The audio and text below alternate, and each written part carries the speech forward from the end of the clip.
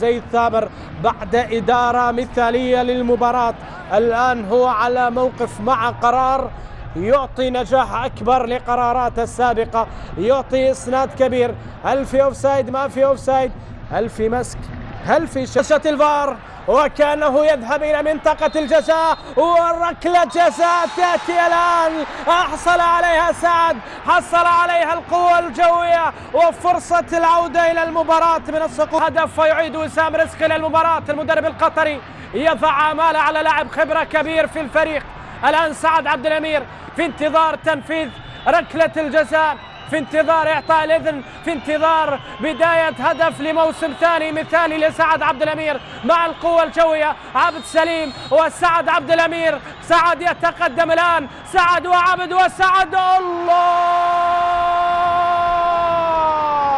لاعب الخبرة يظهر في التوقيت المطلوب، يظهر في الوقت المناسب، ويعيد القوة الجوية إلى التعادل، يعيد الصقور إلى التحدي، والجميع يهتف فليحيى سعد، فليحيى سعد. وهنا شجار كبير، شجار كبير وبطاقة على نصيف. بدأت الأصوات تتعالى. هذا المطلوب من جماهير الصقور، هذا الجمهور المنتظر، جماهير العريق. الآن عادت إلى المباراة، الآن عادت إلى الأجواء بعد أن سجل فريق هدف التعادل، هدف لهدف. هنا ركلة الجزاء، هنا الشد من سومر ماجد، هنا خطأ الكابتن، وهذا سعد يضعها في الزاوية 90، يضعها في الزاوية الصعبة على عبد سليم، وبالخبرة سعد يسجل الهدف، يضع الكرة في المرمى، وهدف لكل فريق. الآن فرحة لوسام رزق تسجل بطريقة صامتة، ينتظر العودة، والعودة عادة. بينما هنا كرة تلعب إلى عبد الله العمري في انتظار هدف،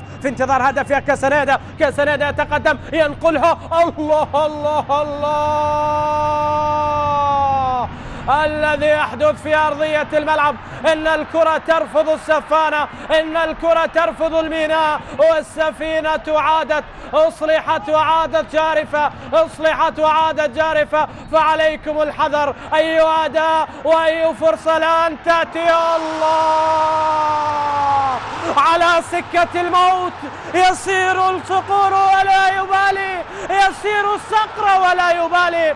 القوة الجوية عاد من الأعماق، عاد من القلب، وتسديدة خرجت من القلب. مصطفى سعدون يرفع راية التحدي، يرفع راية الانتصار.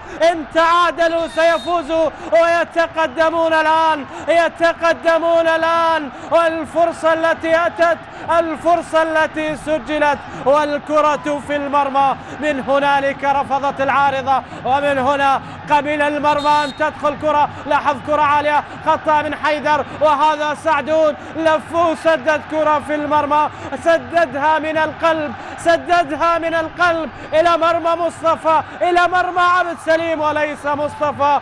الهدف الثاني يأتي ويدون الآن قبل الذهاب إلى تحدي التعاون. ينهي درب العراقة بهدف لمصطفى سعدون. هكذا هي الأحوال في ملعب الشعب، هكذا هي الأحوال في استاد الشعب. هذا ما يحدث الآن.